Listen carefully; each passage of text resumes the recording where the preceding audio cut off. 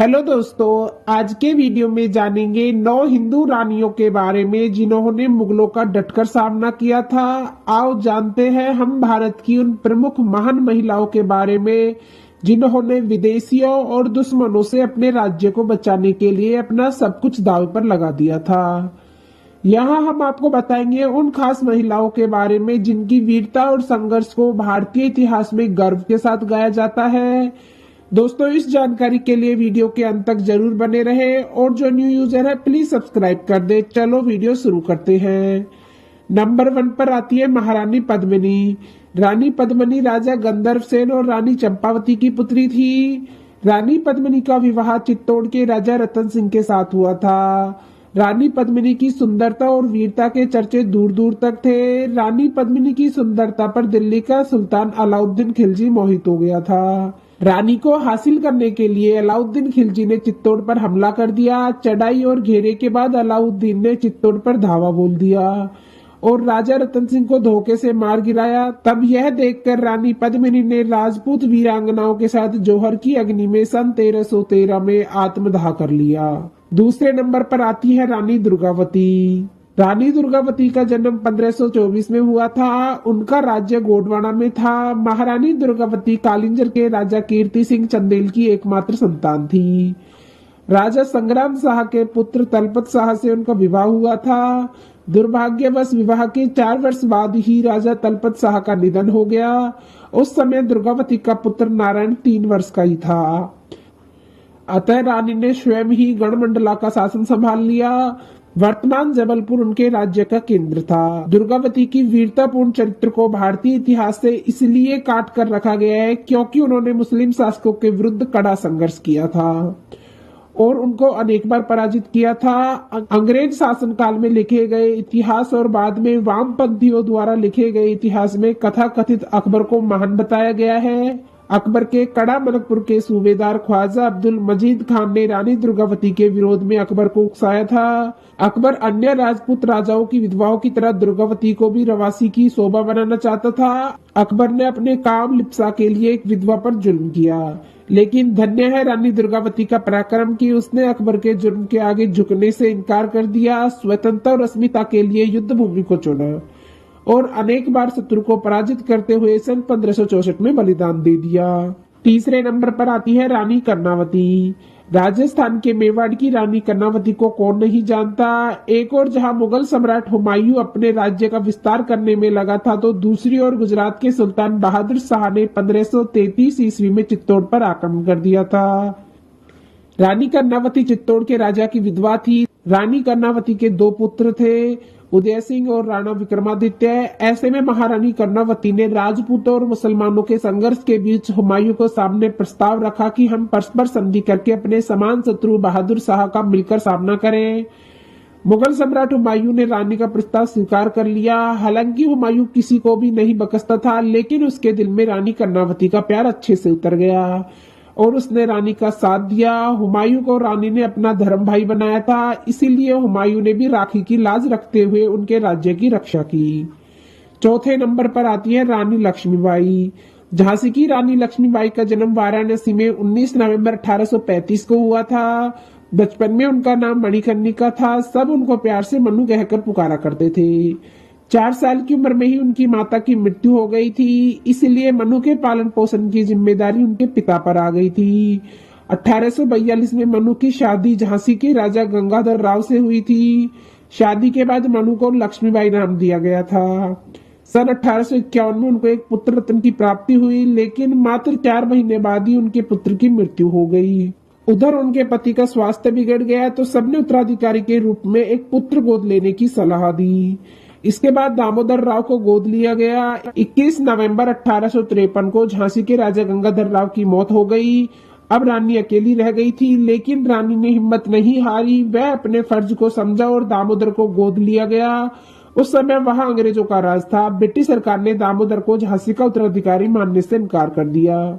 उस वक्त भारत में डलहौजी नामक वायसराय मतानी सरकार का मायदा था। जब रानी को पता लगा तो उन्होंने एक वकील की मदद से लंदन की अदालत में मुकदमा दायर किया, लेकिन ब्रिटानिया ने रानी की याचना खारिज कर दी। सरकार ने रानी को महल छोड़ने का आदेश दिया, लेकिन रानी ने निश्चय किया कि वे झांसी नहीं छोड़ेंगी। उन्होंने प्रण लिया कि वे झांसी को आजाद कराकर ही दम लेंगी, लेकिन ब्रिटिश सरकार ने उनके हर प्रयास को विफल करने का प्रयास किया।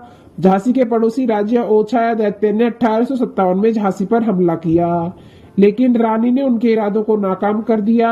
रानी ने साहस नहीं छोड़ा। उन्होंने पुरुषों की पोशाक धारण की, अपने पुत्र को पीठ पर बांधा, दोनों हाथों में तलवार ली, वह घोड़े पर सवार हो गई। वह घोड़े की लगाम अपने मुंह में रख वह युद्ध करते हुए अंत में अपने दत्तक पुत्र व कुछ सहयोगियों के साथ वहां से भाग निकली और तात्या टोपे से जा मिली। अंग्रेज और उनके चाटुकार भारतीय भी रानी की खोज में उनके पीछे लगे हुए थे। तात्या टोपे से मिलने के बाद रानी लक्ष्मीबाई ने ग्वालियर के लिए कूच किया। देश के गद्दारों के कारण रानी को रास्ते में फिर से शत्रुओं का सामना करना पड़ा और वीरता और साहस के साथ रानी ने युद्ध किया और युद्ध के दूसरे ही दिन 18 जून 1858 की साल को महानायिका लक्ष्मीबाई लड़ते लड़ते वीर गति को प्राप्त हो गई। 5वें नंबर पर आती है महारानी तपस्विनी। ये झांसी की रानी लक्ष्मीबाई की भतीजी और बेलर के जमींदार नारायण राव की बेटी महारानी तपस्विनी की वीरता की प्रसिद्धि भी दूर दूर तक थी।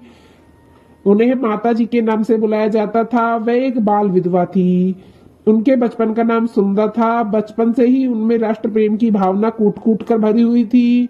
वे हमेशा ईश्वर का पूजा पाठ करती और छात्रों का अभ्यास करती। जब 1857 ईस्वी में क्रांति का बिगुल बजा, तब रानी तपस्विनी ने अपनी चाची के साथ इस क्रांति में सक्रिय रूप से भाग लिया। उनके प्रभाव के कारण अनेक लोगों ने इस क्रांति में अहम भूमिका निभाई। 1857 की क्रांति की विफलता के बाद उन्हें चिरापल्ली की जेल में रखा गया। बाद में वे नाना साहिब के साथ नेपाल चली गई, जहां उन्होंने नाम बदलकर काम शुरू किया। नेपाल पहुंचकर माता जी ने वहां बसे भारतीयों में देशभक्ति की भावना की उलक जगाई। नेपाल के प्रधान सेनापति चंद्र शमशेर जंग की मदद से उन्होंने गोला बारूद व विस्फोटक हथियार बनाने के लिए एक फैक्ट्री खोली, ताकि क्रांतिकारियों की मदद की जा सके। लेकिन सहयोगी खांडेकर ने एक मित्र के धन के प्रलोभन में आकर अंग्रेजों को तपस्विनी के बारे में सब कुछ बता दिया।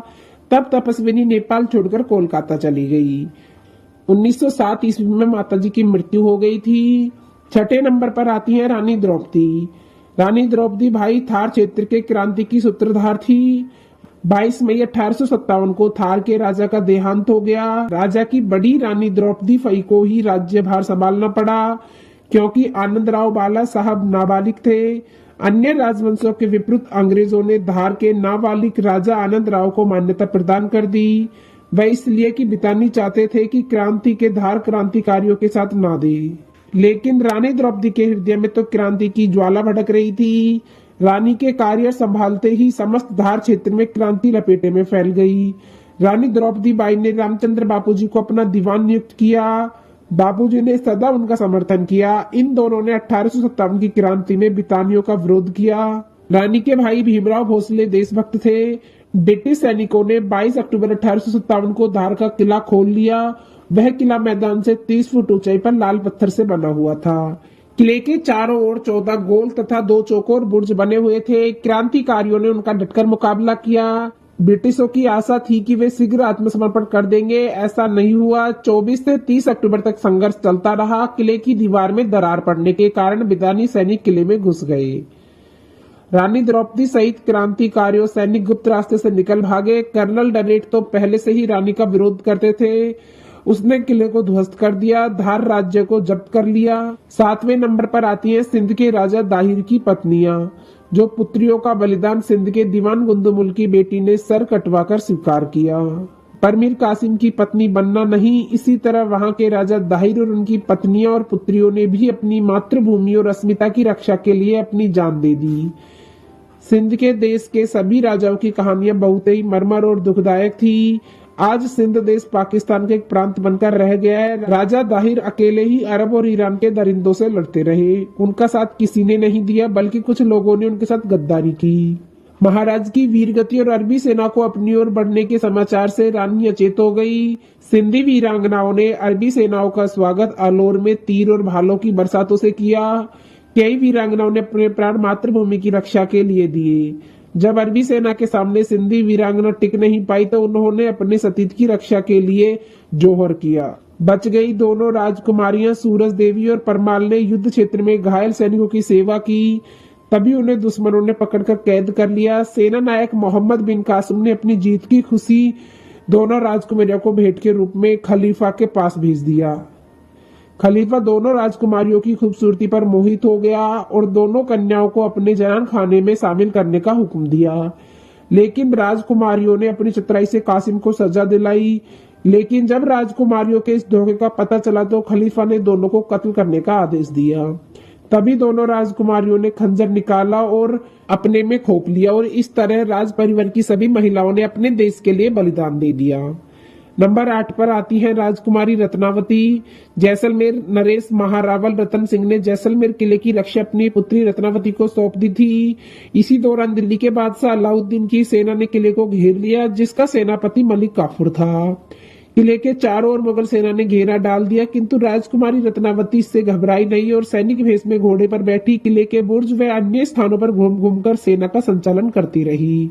अतः उसने सेनापति काफूर सहित 100 सैनिकों को बंधक बना लिया। सेनापति के पकड़े जाने पर मुगल सेना ने किले को घेर लिया। किले के भीतर का अन्न समाप्त होने लगा। राजपूत सैनिक उपवास करने लगे। रत्नावती भूख से दुर्बल होकर पीली पड़ गई, किंतु ऐसे संकट में भी राजकुमारी रत्नावती द्वारा राजधर्म का पालन किया गया। अपने सैनिकों को रोज 1 मुट्ठी और मुगल बंदियों को 2 मुट्ठी अनाज दिया जाता रहा। अलाउद्दीन को जब पता लगा कि जैसलमेर किले में सेनापति कैद है और किले को जीतने की आशा नहीं है, तो उसने महारावल रत्ना सिंह के पास संधि प्रस्ताव भेजा। राजकुमारी ने एक दिन देखा कि मुगल सेना अपने तंबू डेरे उखाड़ रही है और उसके पिता अपने सैनिकों के साथ चले आ रहे हैं। मलिक काफूर जब किले से छोड़ा गया तो उसने कहा, यह राजकुमारी साधारण लड़की नहीं है, यह तो साक्षात देवी है। इन्होंने खुद भूखे रहकर हम लोगों का पालन पोषण किया, यह पूजा करने योग्य है। 9वें नंबर पर आती है वीरवाला चंपा। महाराणा प्रताप वन वन भटक रहे थे, किंतु उन्होंने मुगलों के सामने झुकना मंजूर नहीं किया। महाराणा के साथ उनके बच्चों को दिन रात पैदल चलना पड़ता था।